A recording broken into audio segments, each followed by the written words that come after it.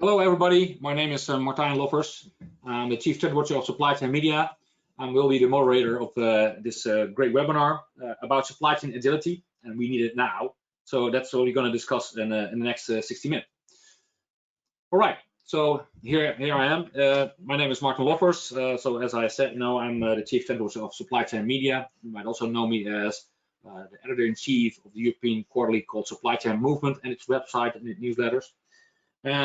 This webinar will be recorded. It will be made available within 48 hours, and you will receive the slides in PDF. So everybody's on mute. We will have a Q&A at the end, but feel free to ask questions right away. You will see a questions panel on the right side, and we'll try to ask these questions right away if it's in line with what we are discussing at the moment. All right. With me is Richard Fattal. He's co-founder of Zencargo. That's a great scale-up. Richard, hi, welcome. Hi, Martin. Real pleasure to be on the line. All right. Could you explain something about yourself, some background, what you have done so far, and what you're doing right now? Sure. So as you said, I'm one of the co-founders of Zencargo. My career and background is really one in international trade and technology, and so I have the great pleasure of kind of combining those passions in what I do at Zencargo. In a past life, I worked in finance, but then in international trade, shipping goods in and out of Africa in the FMCG space, and really dealing with some of the logistical challenges out in that part of the world. But more recently than that, I built a technology business delivering business-to-business well-being to companies all over the world. And now, now we're really kind of delivering supply chain well-being to businesses all over the world with Zencargo. But what we do at Zencargo, we'll talk about in a moment, but it's really about creating an intelligent supply chain network to help our customers get the right SKUs to the right place at the right time and to really optimize their business. Sounds perfect. Oh, and next to him, we have John Urban here. He used to be co-founder of GT Nexus. John, welcome. Good morning or good afternoon. Thank you, Martin. I'm glad to be with you today. So you're from the US right now? That's right. That was my slip. No, that's fine. People will know that you're now in the USA. All right. So you are a strategic advisor for Zencargo, but you have other roles. Could you explain your background next to GT Nexus? Maybe what you are doing with Mercado and other interesting startups. Sure. So post GT Nexus, I've really been dedicating my time in helping younger companies that are growing and making big contributions across the entire digital supply chain. And Zencargo certainly is a big player there that whose aspirations and what they're doing today really does span the entire supply chain. But I also work, you mentioned, with Mercado, which is very focused on digitizing the order management process and providing really great visibility and control in the first mile of the supply chain. I also work with a company called Clockwork, which is much more around digitizing and bringing clear visibility and control to the last mile. Also a company called Clear Metal, which is very deeply involved in machine learning and applying it towards global visibility, air and ocean, and is doing some really marvelous things there. So a real variety of companies. Keeps me very excited, keeps me very interested and involved in leading edge things that are going on across the supply chain. Okay. Yeah, glad that you could join. Richard, could you explain something more about Zencargo? Sure. So Zencargo is a technology-enabled supply chain optimization business, and we're really in the business of helping customers create a digital twin of their global supply chain network and to have the earliest possible visibility into disruptions in their supply chain and get insights into shortfalls and disruptions in their available inventory at the point of sale, and to help them to do something about it. And so you can think of Zencargo in some ways as turning all goods, whether in production or in transit, into live inventory that you can do something about. And so essentially, we're really in the business of providing supply chain agility. We were founded in 2017. We now work globally, but with a particular focus on customers in mainland Europe, the United Kingdom, and the US. We're now moving billions of dollars of product annually. We've got a particular focus on the consumer retail, consumer goods space. And interestingly, we're seeing a lot of growth through the COVID period because our customers have been either relatively agile and quick to move to the pickup in online demand, or they've been well placed to pick up on online demand through COVID. And so a lot of what we're doing now is helping customers adapt to a post-COVID environment. And actually that means potentially more demand through their online channels. Two questions here from my side. You talked about a digital twin. In the old days, 10 to 20 years ago, it might be called a simulation model. Could you explain what is a digital twin in your point of view? Yeah, sure. So I guess from our side, we talk about like at least the inbound supply chain as being this kind of frozen zone between the moment you place a purchase order and potentially when it arrives back in your warehouse. So if you imagine you're ordering t-shirts, furniture from the Far East, Vietnam, China, you might have anywhere from a 90 to 180 day cycle before you receive those goods into your warehouse, wherever your destination market is. But without collaboration and without engagement with your partners and without technology, there's effectively this period of time where you can do really very little from a planning perspective and from an optimization perspective. What we do at Zencargo is we bring all of the partners that you work with in your supply chain onto one platform. So whether that's global contract manufacturers, your own manufacturing teams, global warehouses, 3PLs, trucking providers, ocean and air providers, we bring them all onto one platform, as well as your own internal teams, like different departments within your organization. And we give them digital visibility into the movement of stock keeping units around the world, so that you really understand what's going on in your supply chain, as well as the insights to drive actions from any exceptions to what you would imagine is the critical path in your supply chain. So we're taking it's funny, when I talk to John, he likes to call out a lot of businesses for really still living in email and spreadsheets. But we're taking a lot of conversations that are going on in email and spreadsheets after the ERP and before goods get back into a warehouse management system. And we're really digitizing the conversation, and we're digitizing the flow of data. And the end goal there is not just like process improvement and time saving, which of course is really important.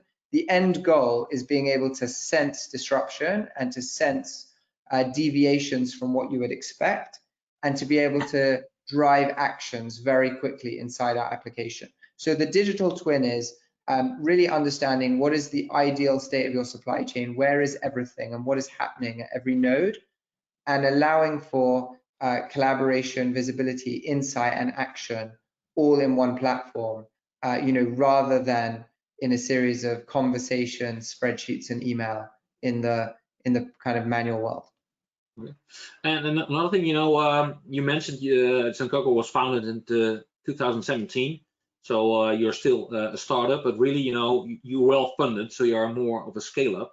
So could you mention something about that? About how you are funded and what are the perspectives on that side? Sure. So I mean, Zencargo is venture capital funded from some of the largest European and US VCs in the world, who have invested in businesses like Zalando in Europe, or Facebook in the USA. So there's some serious financial backing behind what we're doing. But I think what's less interesting, more interesting than our investor base is really like the vision that our investors and our backers and our kind of board have for the business, which is really that, we really believe that we can be an enabler of competitive advantage for significant businesses, both those businesses that are scaling up. So we work with 30% of the fastest growing businesses in the UK, as an example, as well as some of the fastest growing businesses in Europe. These are businesses doing hundreds of millions and billions of dollars of revenue that are scaling like on a double-digit percentage per year. But we also believe that there's a real place for incumbent businesses to digitize and to make sure that they're keeping up, and that to make sure that they're really making supply chain a competitive advantage. So our core sweet spot is in mid-cap and enterprise businesses. So really working with larger businesses to make an impact across the whole supply chain. Okay, thanks. All right, a short overview of what we're going to discuss within this next, 50 minutes. So, well, we will talk about what is it to have an agile supply chain, and how to build it, and why right now. And in the end, how can it build it practically? And we have some examples of some cases that Zencargo has provided in the last month. So basically, supply chain media has done a lot of surveys in the last month about the impact of COVID-19 in supply chain. And basically, well, what you can imagine, supply chain has been hit both on the inbound side and also on the outbound, on the demand side. So basically, it's supply and demand were both heavily impacted and still are impacted. And now you see more and more volatility. So that's also a major key. And what you also saw, the main bottleneck is visibility, was and still is. So, Richard, what can you tell about visibility? What are the pillars of visibility? Of agility? Of agility, yeah.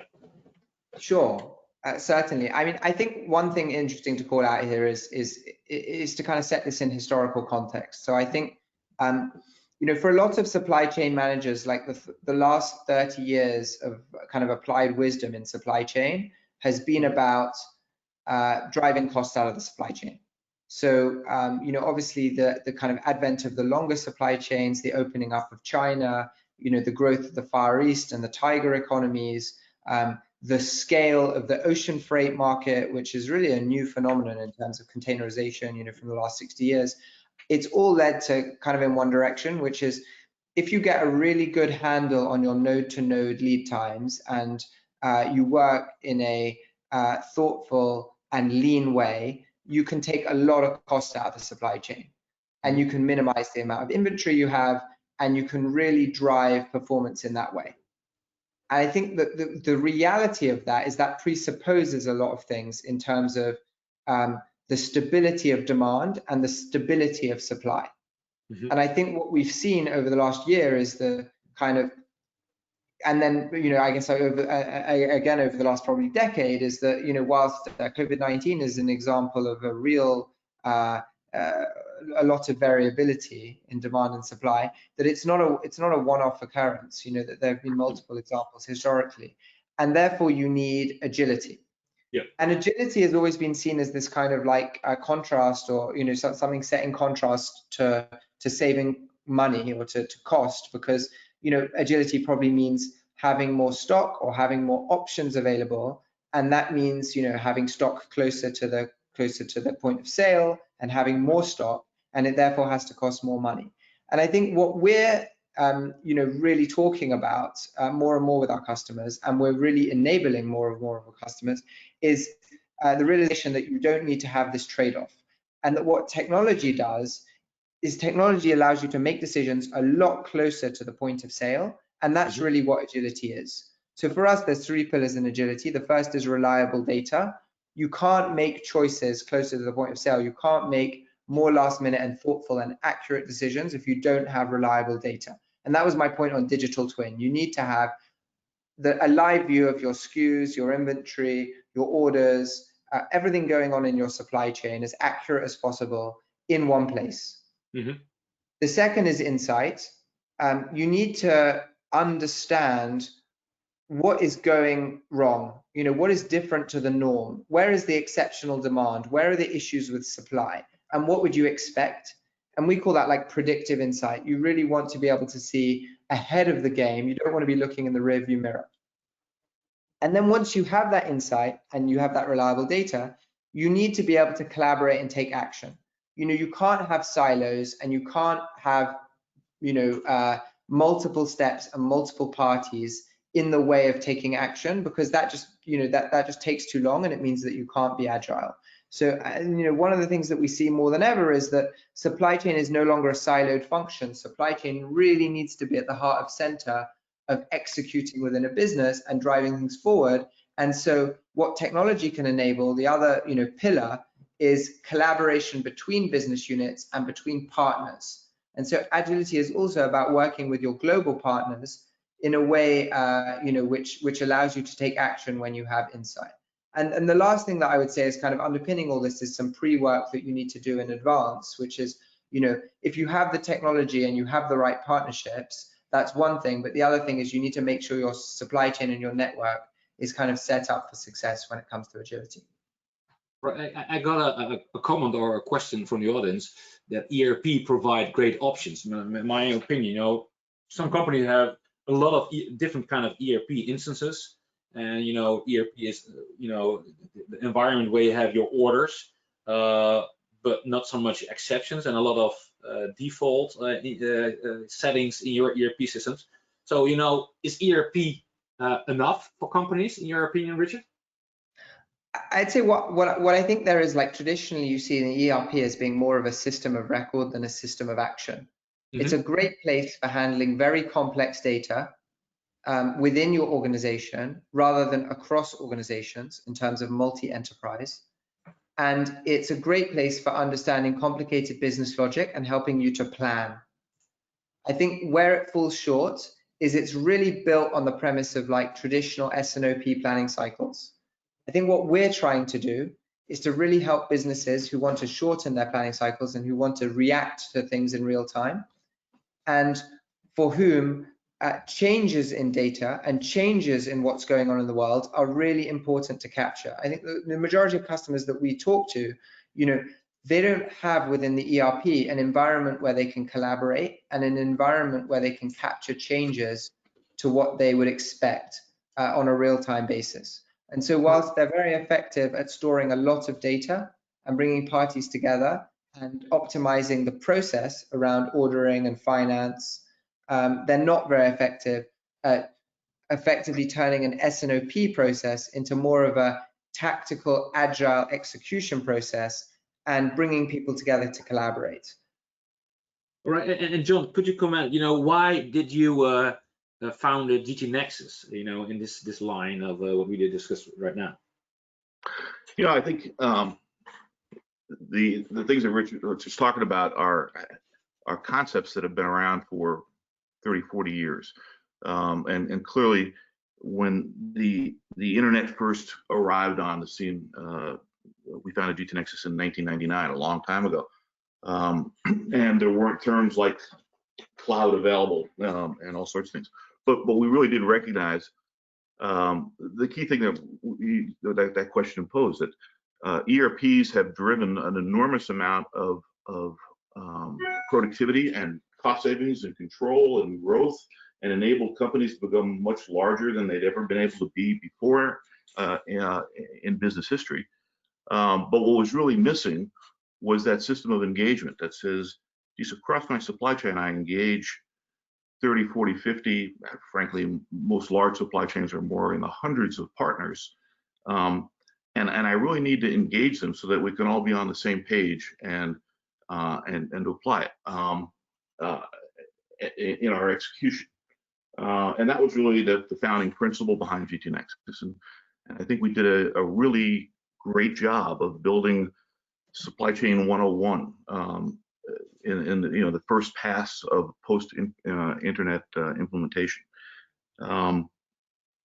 You know, the world has changed now, and technology has advanced. And at the time that GT Nexus was building these systems, we did a great job of recruiting onto the platform so many of the largest Fortune 500 players in the world. But we weren't able to, from a cost and a deployment perspective, able to do much in that small to mid-size to small size of large customers. And so it really left a huge opportunity for work to be done to democratize the internet and to enable it to people to benefit from advanced supply chain management techniques across the board.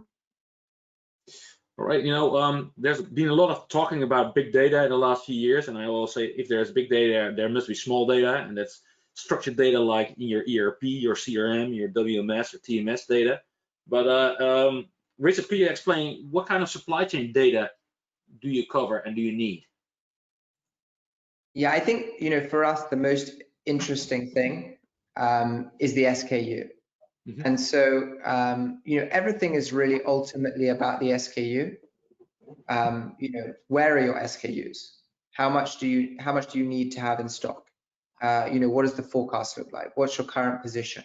And so we structure, everything within Zencargo at the SKU data, at the SKU level, which means there's a lot of metadata associated with the SKU in terms of the types of data that you would get out of a PLM system. But what we do is we augment that SKU data with all the data that different parties in your network have. So, when you raise a purchase order with your manufacturer in the Far East, there are a whole load of statuses associated with that order and with the production cycle and the process of moving that SKU. And those processes and statuses, they live outside your organization. And so, what you really wanted to be able to do is derive insights, after you've raised the order. And so we give a lot of visibility into what's happening in the manufacturing process upstream before orders are ready. And effectively, what we're doing there is we're gathering data which allows us to give insight and prediction about SKUs, before they start moving. And then when they do start moving, we bring data together from global transport providers. So that's trucking companies, it's ocean shipping lines, it's airlines, it's warehouses and ports in terms of where the goods have been gated in, etc. But it always goes back to the SKU. So an SKU might be in a truck or on a pallet, it might be in a container, but we're really looking at the individual item level, and we're really understanding how are the goods moving relative to the forecast and relative to the critical path, so that any deviation can really be seen in the context of, exception to a traditional happy critical path. How should this SKU move in an idealized world? But it also allows us to see ahead of time what the impact of any delays or early landing stock are going to have on a at a business level. Because at the end of the day, what businesses care about from their supply chain teams is ultimately sales and margin and working capital. And so what we're doing is we're collecting data at SKU level to give a predictive picture of business performance, and then to allow for decisions to come back to the SKU level, to make a difference to the business. So you're talking about live orders. What do you mean with live data? Is it real time or nearly real time, or what kind of time frame are we talking about? Yeah, I would say the different supply chain actors are keying data on our platform on a global basis. So when something happens, when the action happens, it's mirrored on our system in real time. And I would say for the majority of things, that means real time. So from a transport perspective, if something moves onto a ship or moves onto a plane or moves into a truck, we're talking about real time changes in status, etc. If a ship moves out of a certain radius of the port, we've got satellite-based data, which is giving us a real live signal. When it comes to factories, we're not yet at the stage where we're sort of necessarily like RFIDing or linking movements of goods in the factory from one stage to another stage using IoT. Although the way that we've built our infrastructure at Zencargo is that everything builds up to a predictive lead time, and what we really care about is when your SKUs are going to be where they need to be. And so inputs like that, inputs that effectively track the goods at a granular level as they move through the production process, are all inputs that we're on a journey to integrating into the offerings that we offer to customers. So big differentiation to GT Nexus. We're now living in a cloud environment. So we're living in the age of cloud applications. So John, that might be the main differentiator to include new kind of information from the outside system. You need to be in a cloud with a cloud application. John? Yeah, I think that's absolutely right. Going back to the concept of the digital twin, information in the supply chain comes in from very multiple sources. It changes frequently. The average purchase order is reissued or modified at least 6, 8, 10 times during the course of its life. Multiple people need to be able to see that information in order to act on it, to make sure they're ready to receive it when it's ready to ship, to make sure that if there is going to be a delay, that they know it's going to happen and they can do something about it. So the concept of creating that digital cloud and being able to share the most current, most accurate, most updated data across partners is really key. A kind of a compare and contrast I always like to look at. It's a little bit of an oversimplification, but if you look in a traditional company, when either a problem occurs or an opportunity occurs and they call a meeting and they have the owner of the goods, they have maybe their freight forwarder and 1 or 2 of their transportation carriers involved, and they're like, oh boy, this was a problem, let's go figure it out so it never happens again. The first 30 minutes of that discussion invariably is an argument over whose data is correct, that different parties say that things happen in different ways and therefore I was at fault or I wasn't at fault. And it's just kind of a simple point, but when you do have that digital cloud, when you really do have a collaborative network, that discussion goes away. Everybody's on the same page, and now you can get right to understanding what the problem is and being agile as opposed to spending your time trying to deliberate. Okay, so talking about disruptions, Richard, can you tell me what kind of exceptions do you handle in your system? Sure, certainly, and I think John makes a really good point about sort of who needs to know about those exceptions and whose fault they are. Is always a matter for dispute. And I think you can see on the right-hand side a picture of our system here. That looks at delays and also order issues. And actually, our system is built on a series of rules, and a series of rules which really understand what should happen by when, whose responsibility it is in the supply chain, and what an exception looks like.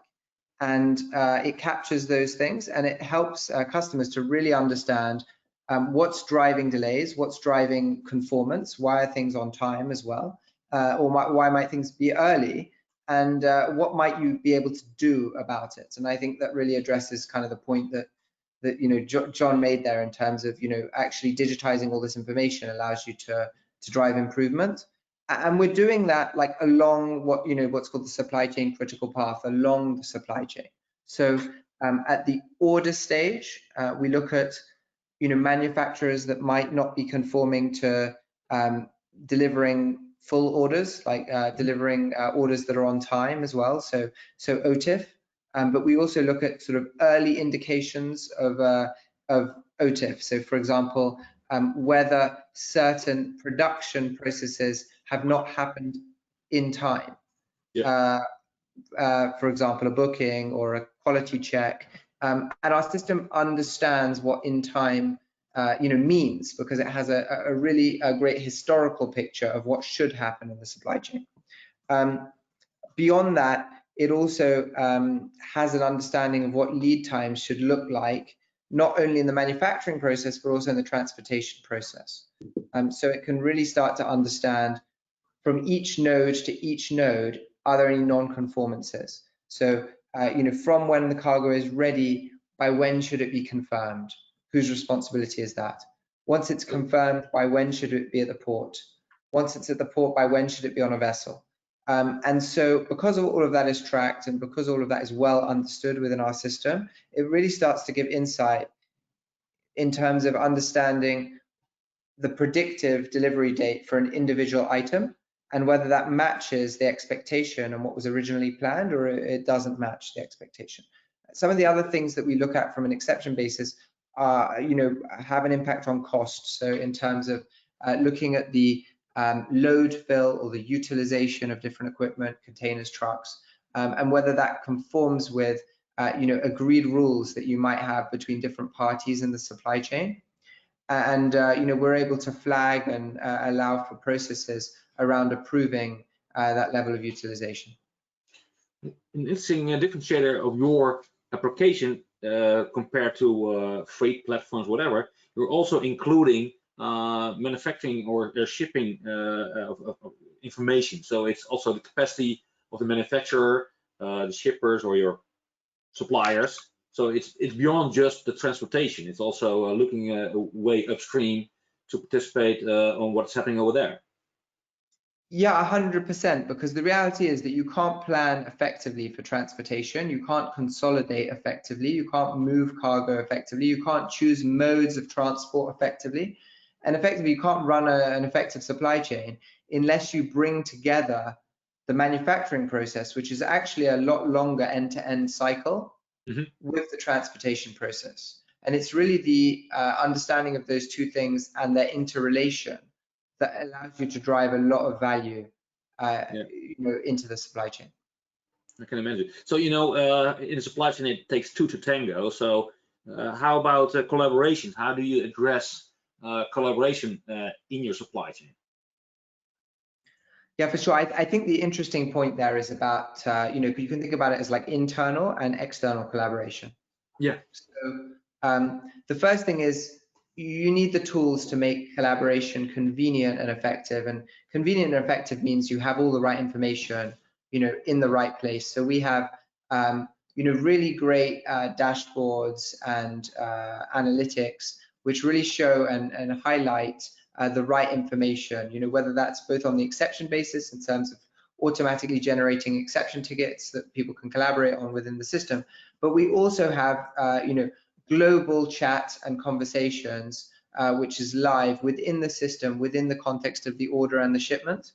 And what we're really doing there is, dramatically reducing the amount of emails that have to go backwards and forwards, both within organizations and across organizations, and bringing together in one place all of the stakeholders.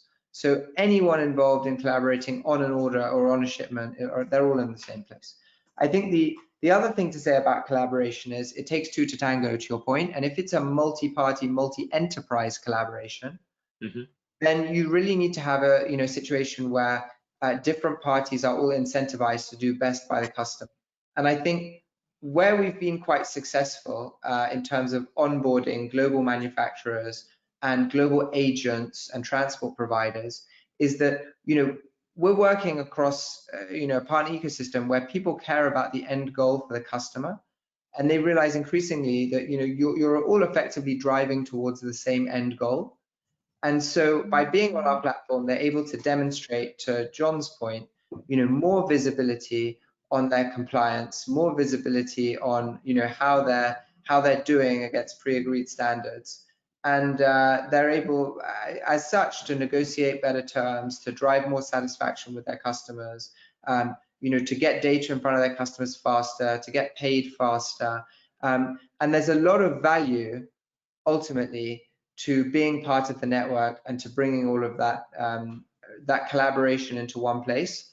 And so, I guess to answer your question more directly, it's hard to bring everyone together unless there's a benefit to all parties.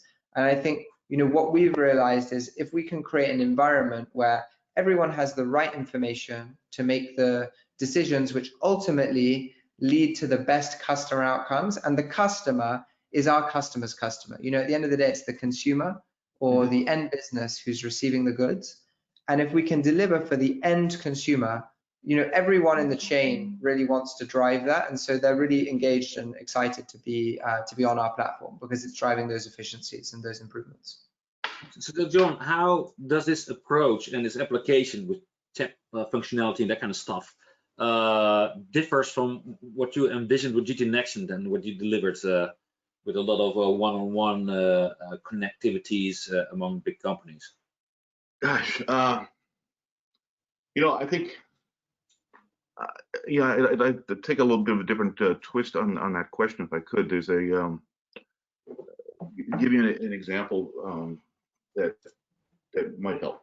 There's a really famous Gartner supply chain presentation that was made about 7 or 8 years ago by a very large heavy equipment manufacturer, and it was all around the response to the horrible tsunamis that affected Japan. I think we all kind of remember those things with the nuclear plants, and it really was a devastating event. And the comparison that this manufacturer made was there had been a huge story in the Wall Street Journal about one of the largest auto manufacturers in America, their response to the tsunami. And there's this picture of 400 people sitting in a war room with stacks of paper 5 feet high on all the desks, and they're trying to figure out how their supply chain has been impacted by the tsunami and what they can do about it. And very quickly, this heavy equipment manufacturer flashed over and talked about how their entire supply chain is in the cloud, and they've digitized it as a digital twin, and they understand where everything is, and all their partners do. And as a result, within about a day and a half, they were able to confirm where every critical part was in Japan that they needed somewhere else in the world in order for their supply chain to operate. And they were able to very quickly act and lock up an appropriate amount of air cargo space, which was very difficult to get, and literally we'll be able to respond to this crisis very quickly, with no war room of 400 people, no stacks of 5 foot high pieces of paper, and God knows how many emails were being sent in the comparison. You know, I use that because that kind of capability was available 7 years ago, and this large manufacturer was on it and paying millions of dollars a year for it, and able to act on it. Well, the fact is that what's happened today is that sort of capability is available for the $1 billion retailer or the $700 million manufacturer, revenue-wise, and they can deploy that same sort of capability. So to me, that's the supply chain 2.0 that we're all building today, that I'm really very excited about. Enables that level of capability to kind of come to all businesses.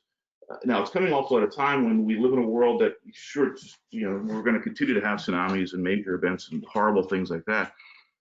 But the fact of the matter is, one of the things we learned through COVID is there's a million smaller things that happen in the supply chain throughout every day, and we need to be able to be agile and reactive to all of them. And on top of that, the world is learning from Amazon that people want to know who they are, where my product is, when it's going to arrive, and if anything changes. So, you know, we live in a world with more and more disruption than there used to be, and we live in a world with higher and higher expectations, and that's what supply chain 2.0 is all, and Zencargo is all about addressing. Right. Yeah. So the world has been changed by COVID-19, and supply chains were and are in the spotlight. You know, Richard. So how things are changing regarding that aspect?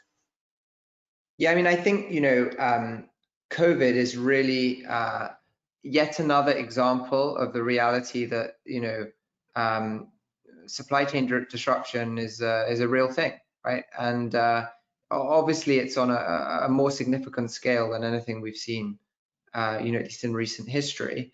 But it's what I would say has really happened, with COVID is it's really shone a spotlight on supply chain, and it's shown that there are certainly winners and losers, and those businesses that have had, excess concentration in a particular supplier base with limited accountability, limited measurement, and limited collaboration have really struggled. And those businesses with a lack of visibility and a lack of control have found it more difficult to be agile. And the result of that, the corollary of that, is for businesses during COVID, it was much more binary than incremental. So those businesses that had control over their stock, that could move stock from one channel to another and really react, were able to be successful and are actually seeing year-on-year sales increases, whereas those that weren't able to have seen significant decreases in sales, or they've ended up with a lot of stock, which is really not relevant for the market. So I think we can go into a little bit more detail on this probably on the next slide, but yeah, so some examples. So I had some questions coming in, so maybe we sure. Can, you have stated already what has to be done and what is a success, but maybe go to the next one. What can be done? So what can be saved? What can be achieved? Yeah, so we like to look at it through really like a bottom line lens, like a lens of the bottom line of a business. So we look at like the typical retail businesses, for example, doing 6%, 7% margins, and we say, how could they do 9, 10%? And what's the contribution of the supply chain? How can the supply chain really make a difference? And we've done a lot of modeling on what we do for customers, but also looking kind of on a macro level across industries.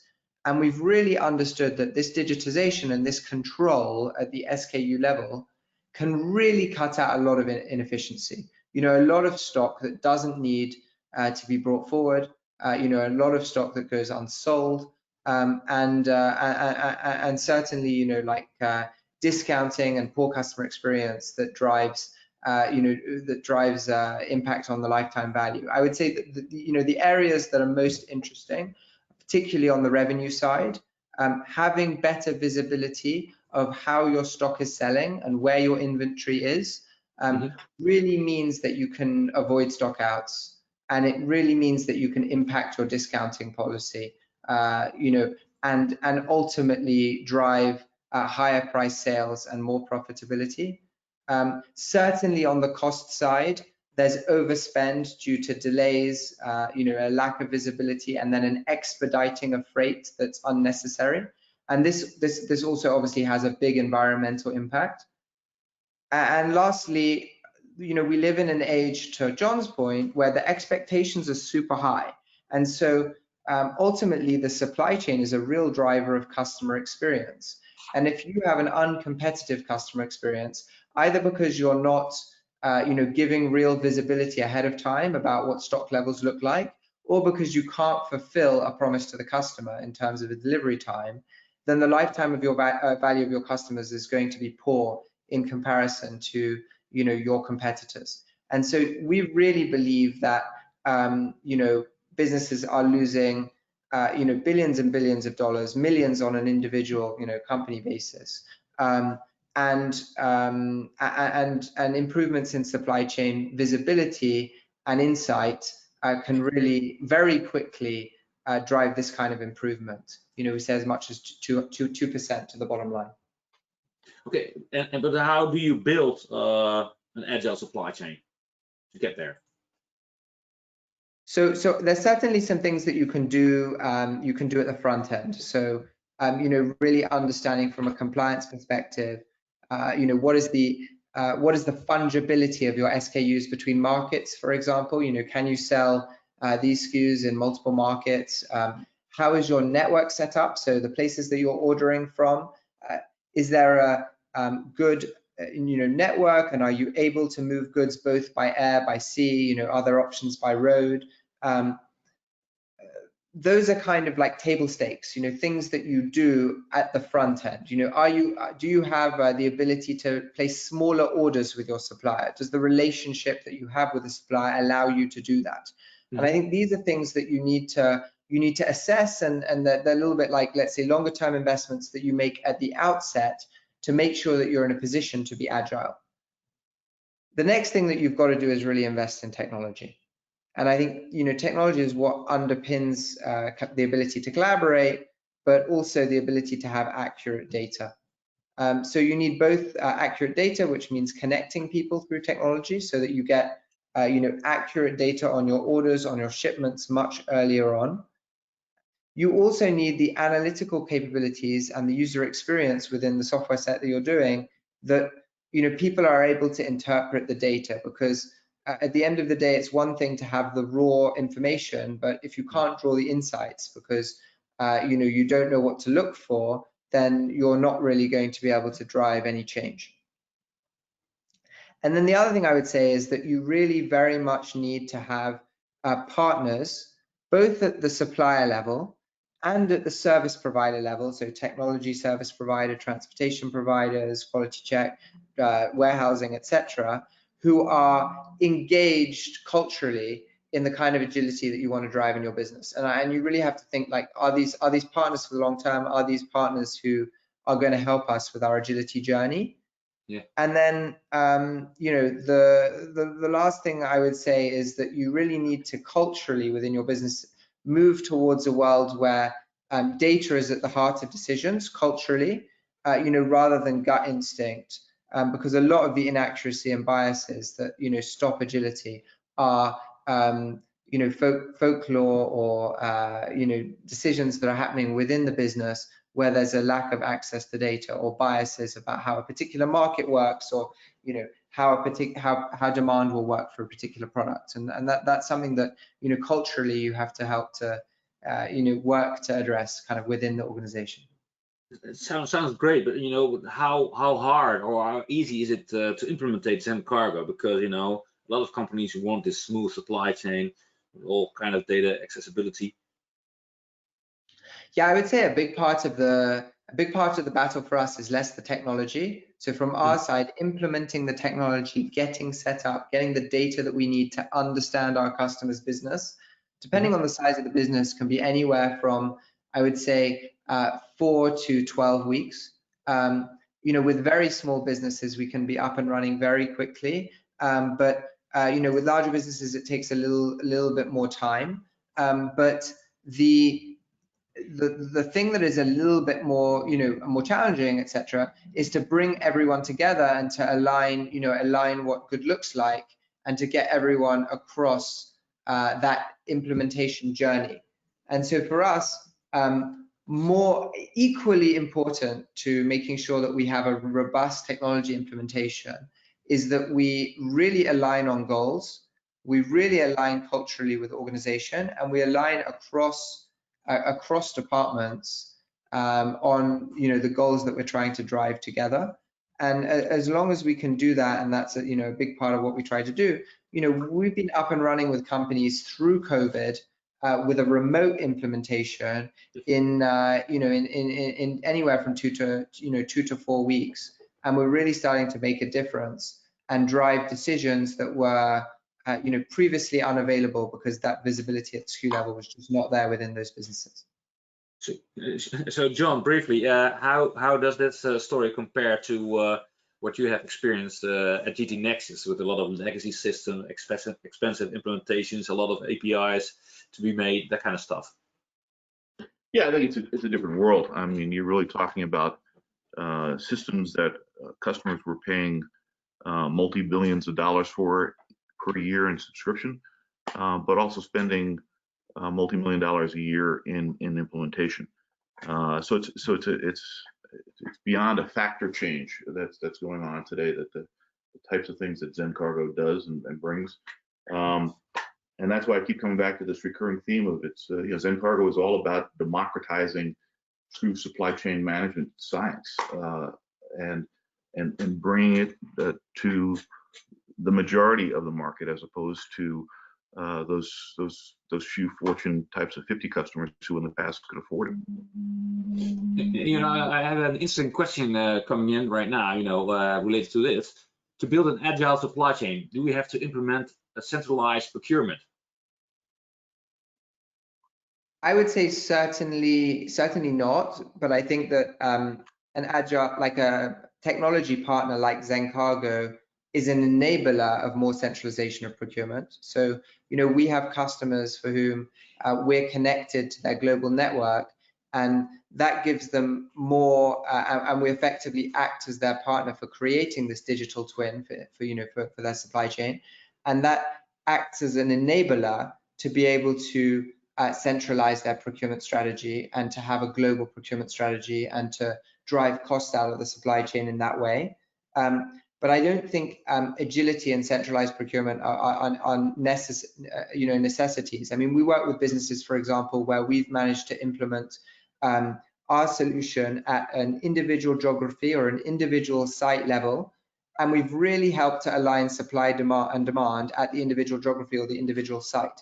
I think what's important for agility is to have one picture of the data or one business unit or one set of commercial goals. So if you have a commercial goal around a particular business unit, a particular set of goods, a particular part of the business, what is important is to bring together all of the data and all of the supply chain partners in that business unit in order to drive the outcomes that you're trying to drive. So I think there's a centralization of decision making around sales and outcomes by bringing different business units together, but you don't necessarily need to run a global procurement strategy across multiple businesses and multiple geographies in order to implement that.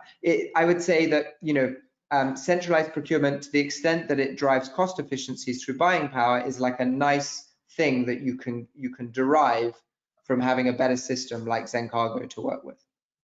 Personally, I think that the rules of procurement will change dramatically, you know, because, you know, if you have a smooth supply chain, procurement won't be no longer the gatekeeper for inbound goods to be purchased, or, you know, other stuff you can buy or contract, you know, with 3PL carriers and that kind of stuff.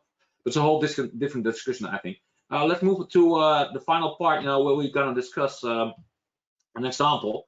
So, you know, this is, no, go ahead, you know, you have agile and less agile examples. So in COVID-19, could you explain, Richard? Yeah, I mean, I think this sort of comes, you know, I guess we wanted to come with some examples that move a little bit away from kind of what we do precisely, but give you a sense of, you know, what some of the more agile companies were doing during COVID. And I think, you know, the example here of agility, one of the examples here of agility is quite a successful, you know, retail business that we know well. Realizing that they suddenly had an increase in e-commerce demand, but they didn't have the pick and pack capability to deliver against that e-commerce demand during COVID. And therefore, you know, their immediate instinct was, we're going to have to shut off our website.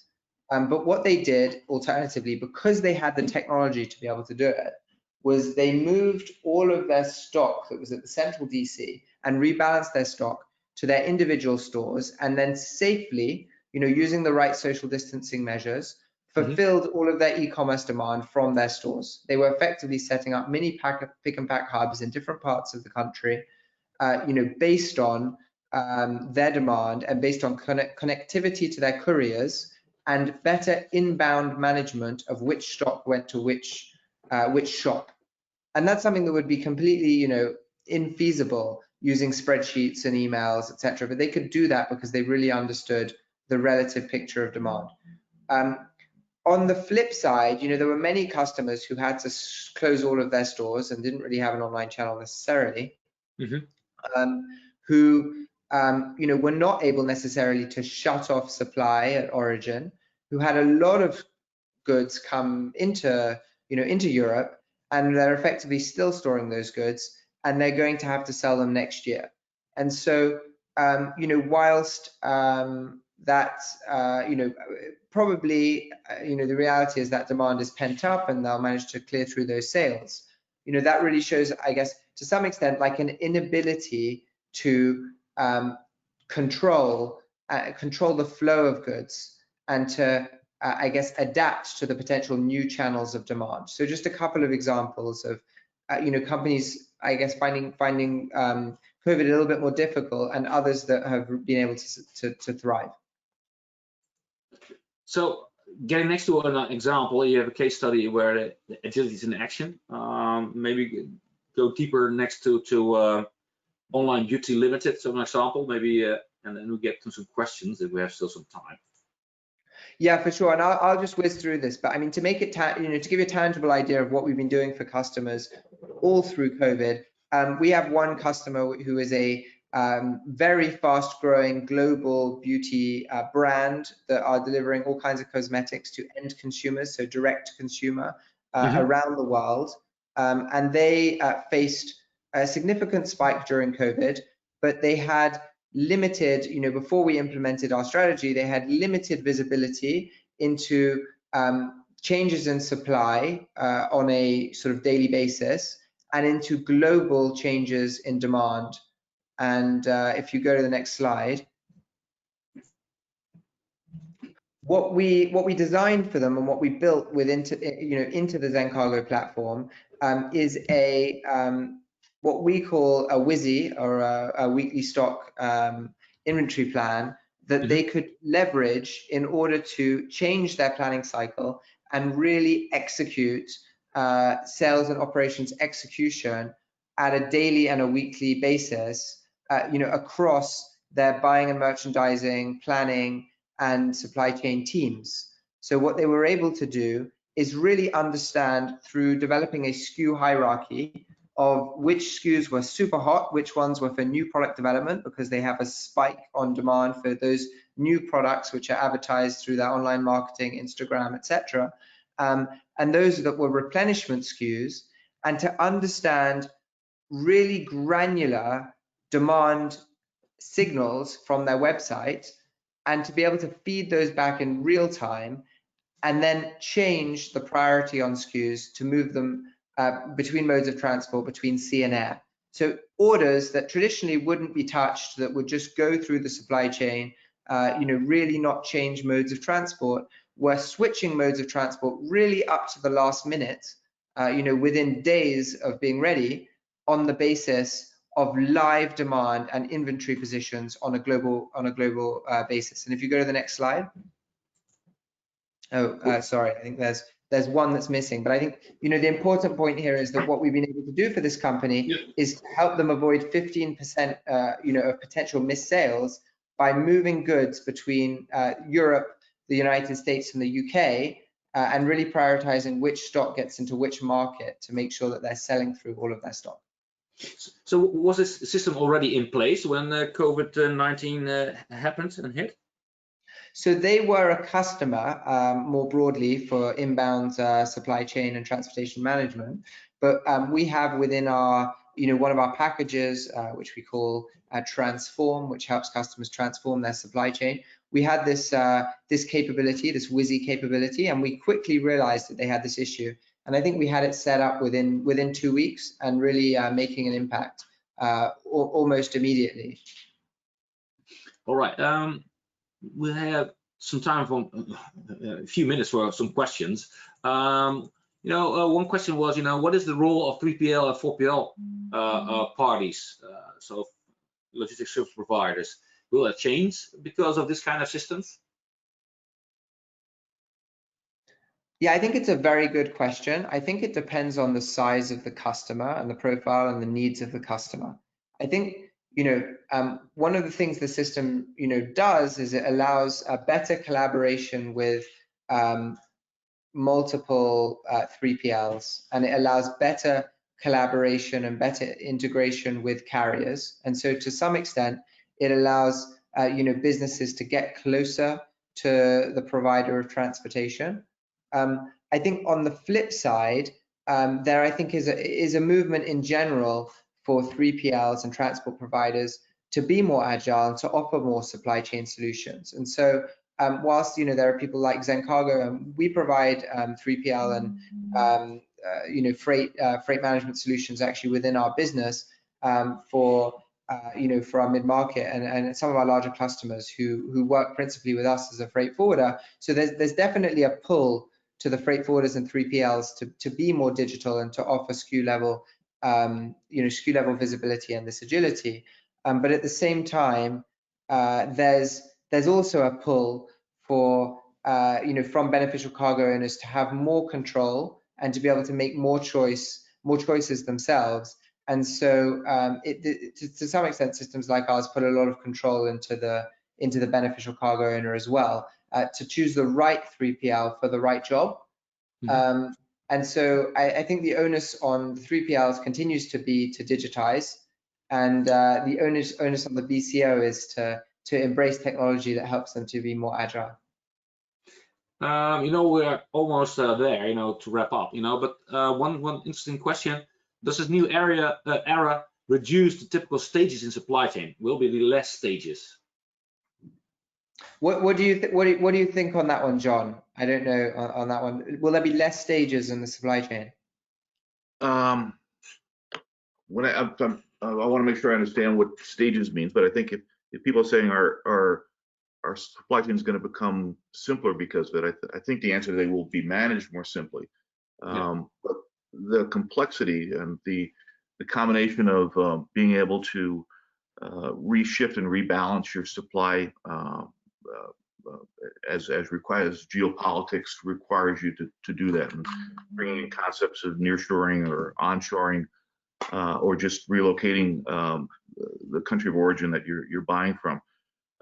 Those things are really complex, and to me, I think that means you're not really eliminating stages, but what you're enabling is the ability to execute those supply chain changes more effectively, more easily, more quickly, with less disruption. I think that we'll have less noise in the supply chain, not so much less steps or links in the supply chain. I think the one thing I would add there is just to say that I do think that this understanding of the demand of the customer and the ability to supply and bringing that all into into the digital arena, where you can really get a granular understanding of where the market is for your product, does really enable the disintermediation of certain, I guess, wholesale and distribution partners. Mm-hmm. And we see that with Amazon, and we see that with the likes of Shopify and the movement to direct to consumer. And so I would say that for all businesses, whether you act as an intermediary, you go through channel partners, you're direct to consumer, this need to digitize, this need to have a more effective supply chain is a fundamental driver of competitive advantage. And so you need to embrace it now, because that's where the trend is. I think that the key differentiator for the e-commerce world is to be reliable and to make your whole supply chain more visible, dynamic, expected time of arrival, that kind of services that's needed to convince the customer to order through your channels. I would like to wrap up because we're over the hour, and I would ask you first, John, and then Richard. A final advice. What is it? What companies should do? The final remark to address to the audience. Sure. So, I think when you put it in the context of the current pandemic that's going around, it's really interesting. I mean, I've been in supply chain my entire life, and we are as a group pretty slow to move in general, and status quo is kind of the natural place for us because the jobs are tough and we're all busy. And what comes out of periods of times like COVID is it reinforces and recognizes the extreme challenges that are being put on our business, and really becomes a motivator to think outside the box and begin to change. And I think I'm seeing multiples of companies that are coming out of this COVID experience saying, my God, I can't live with the status quo. I really do need to take the next step. And to me, the next step is to begin to really digitize and drive visibility across your supply chain. So I look at the disruption we're going through today as having a net, very, very positive economic effect and impact on the future supply chain. Okay, Richard, a final remark from your side? Yeah, I mean, I see supply chain as having an enormous opportunity to drive productivity in our economies and, in our businesses. And I would say that the reality of COVID and, how fresh it is in everyone's mind, it was a real stressor for businesses. And I think if you have more control and more visibility over your supply chain, ultimately, you put your destiny effectively more into your own hands. And that's certainly a de-stressor, and it's a driver of competitive advantage in your business. And I would just say, take this opportunity to look at, what you can take control of, how you can make a difference, and I guess embrace the, the reality that it's now, it's always a challenge to make a change, but it's now easier than ever to, drive digitization forward in your supply chain. Yeah, well, thanks. In my opinion, in the old days, you used to say that supply chain is supporting the business, whereas now I think that supply chain is half of your business. The commercial side is doing the promising, and